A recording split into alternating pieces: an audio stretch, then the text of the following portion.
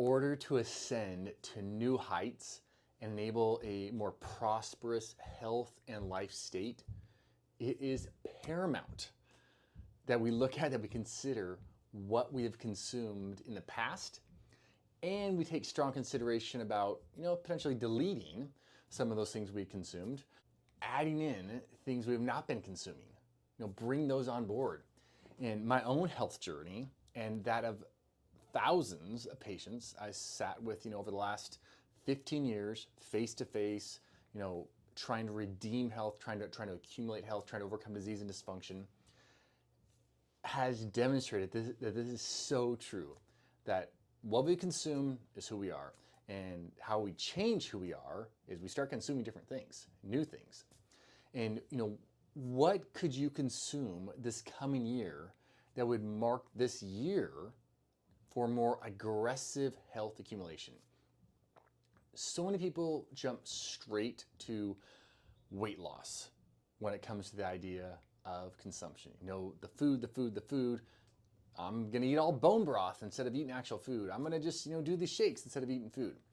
But I think, of patients who've stopped consuming social media, the 30 minutes after work, and in the case of this one lady, instead they drove 5 minutes to their local track and started walking for those 30 minutes daily, and has now been doing that for the last 7 months.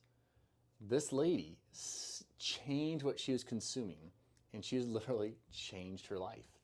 I also think of the patient who stopped consuming white chocolate mochas on her way to work each morning, and all of a sudden, not only did she drop 14 pounds in a very short amount of time, about 6 weeks actually, but she found that she was no longer craving the sugar fix every single afternoon.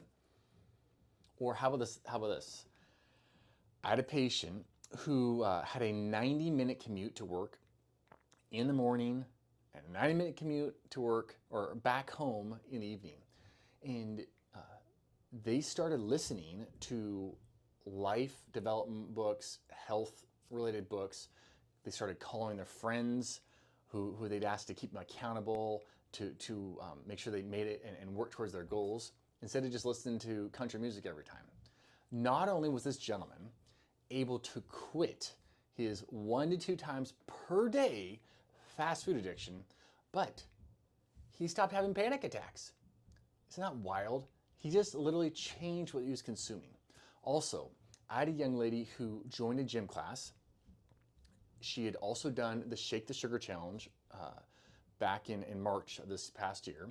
She had decided in July that she was going to go just alcohol dry, because she said she wanted to enjoy July 4th and the days that followed and not just feel terrible afterwards, like she had done historically. She said she felt so much better at 48 than she did at 28 that she decided, what, I'm not gonna drink anymore at all, actually. And she continued to eliminate crackers and chips and all the added sugars that she'd done on the Shake the Sugar Challenge. And now she's added an extra day at the gym. So she's actually going to the gym 5 days per week. Wild. 48-year-old, total life transformation. Or the 66-year-old who wanted to lose 72 pounds and be able to walk around the perimeter of his property again, who started consuming 2 eggs in the morning for breakfast instead of the bowl of Cheerios he'd been consuming for years and years and years.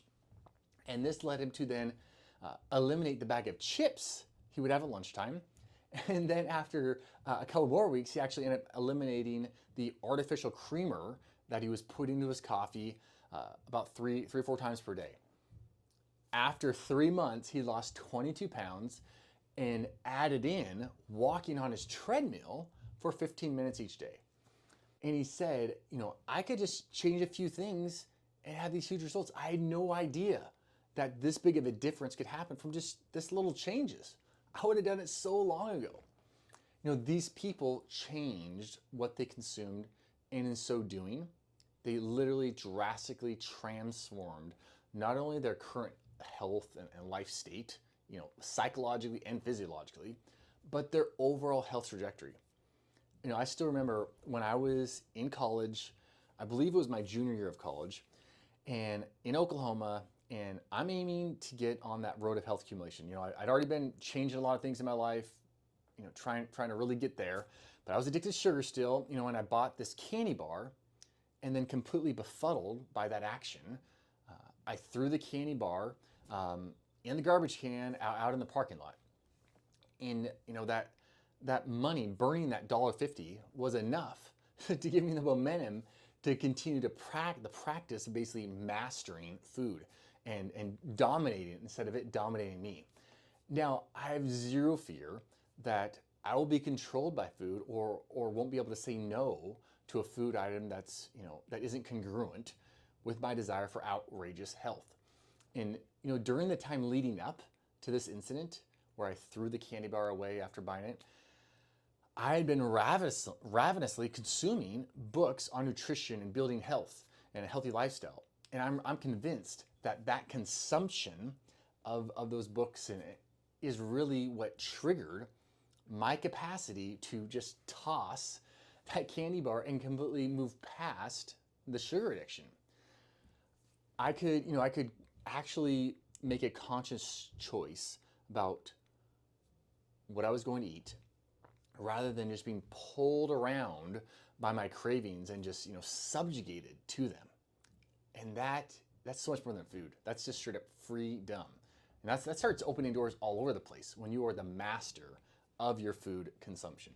So recognize that in order to manifest in a fresh way, what you consume, it's gonna have to be adapted. That is a paramount activity, that you adapt, you update your consumption. How we think and how we respond to circumstances comes from our previous consumption of experiences and things in general. So what we consume produces, and it feeds our mindset. There are so many opportunities to gain ground here, and we all have a unique set of life circumstances and experiences that have brought us to our current state of being, to our current health state, relationship state, overall health state. This is such a great time, coming to the end of the year, starting a new year, just do a little audit, maybe a big audit of your life. I'll do one of my life, and go into this year fresh with updated food inputs, updated coffee inputs, updated soda pop inputs, updated alcohol consumption or smoking or television or talk radio or social media, self-help books, love stories, you name it. Updating and auditing and saying, okay, what am I going to change on my consumption and my experience with patients, those who go the farthest in the health and see that the lasting results in their being and many times seemingly miraculous results are those who focus on adjusting their life inputs. Rather than writing goals like I want to lose 30 pounds or I want to fit into this pair of pants, or I want to look this way when I go to this reunion, or I just don't want to stress about this situation or that. Rather, we adjust our inputs, and our body can't help but manifest differently. Our body can't help but release fatty tissue. It can't help but gain fitness. What consumption are you going to change this year? I'd love it if you email me, if you message me, if you comment below on what consumption you're going to adjust. Literally that simple action of writing it down, typing it, putting it out there, it makes it so much more likely that you'll actually follow through and you actually will adjust that consumption.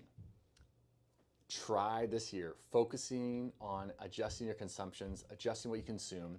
See if that doesn't open doors that you thought that would never get open in your life. All right, I'm Dr. Matt. Man, let's make this year happen in an awesome way. Take full advantage of it. Please like, subscribe, send it to a fellow buddy, family member, so they can accumulate as much health as possible in this new year. Talk to you guys and gals later.